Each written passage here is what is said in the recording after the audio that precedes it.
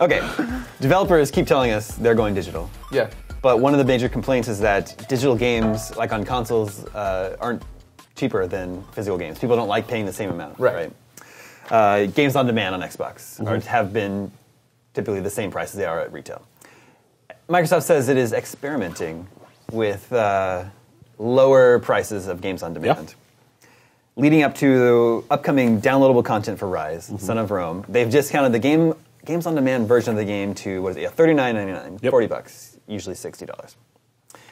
Now, there's a couple of things that give me pause here. One of the guys at Microsoft says a lot of people ask for better deals on our digital marketplace. We're testing some.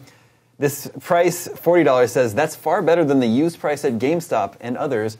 Go digital, What? he says. That's what he said? Yeah. But I looked up, the price for the used game at GameStop is $38. What's he talking about? So there's that. Yeah. Also, I don't understand, people, they're calling it an experiment. Let's lower the price and see what happens. Like, I hypothesize people will enjoy it. I know. Like, what's It'll their move more units and you discount the price. What's their gauge of success? Obviously, more people are going to buy it. Yeah. I mean, that's because the whole thing with them is they make a huge profit out of selling games digitally for full retail price. Right. You don't pay for the actual production Yeah, costs. you're of not, the disc no and box, everything. no printing, no anything. So, I'm sure they don't want to lower the price, but, if at the end of the day you're going to move a lot more units by, if you get home, you have a choice between downloading, Halo 5 for $50 online or buying it for $60 at the store, like, I think a lot more people are going to be downloading it. Yeah. I do think it's partially that. I also think it's protecting their retailer relationships. Yeah.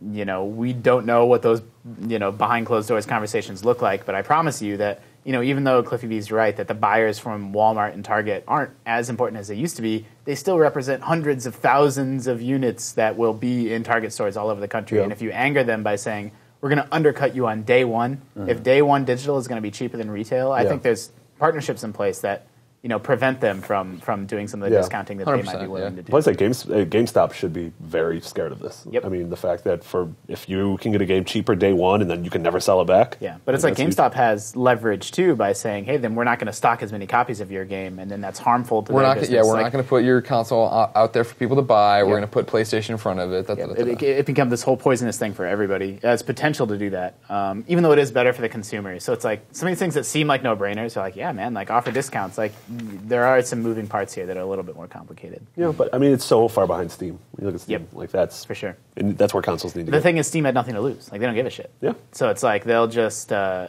don't have retail partners that they're trying to appease, and so it's like they're not stuck in between this rock and this hard place like the console makers are that need the Xbox One to be sold in these big box stores. For now. Steam Box coming this year? Yeah. All 15 of them Yeah. Well, are ranging prices from $100 dirt to cheap $7,000. insane. Yeah. I'm so interested to see how that all shakes out. It's Yeah. such a weird, I still don't know who they're for. confusing thing. Yeah. I do think the Xbox sales are nice. I mean, I don't own an Xbox One yet. I'm going to get one soon. And when I do, I would totally consider picking up some of these games on the cheap. Or like that, it becomes a more viable alternative for price-conscious consumers than buying used games. The used games business is, like, I understand it. I get it because people need to save money, but it is harmful to the video game industry as a whole. And so, buying $40 new digitally or $40 used at retail, $40 digitally I think makes a lot more sense. Sure.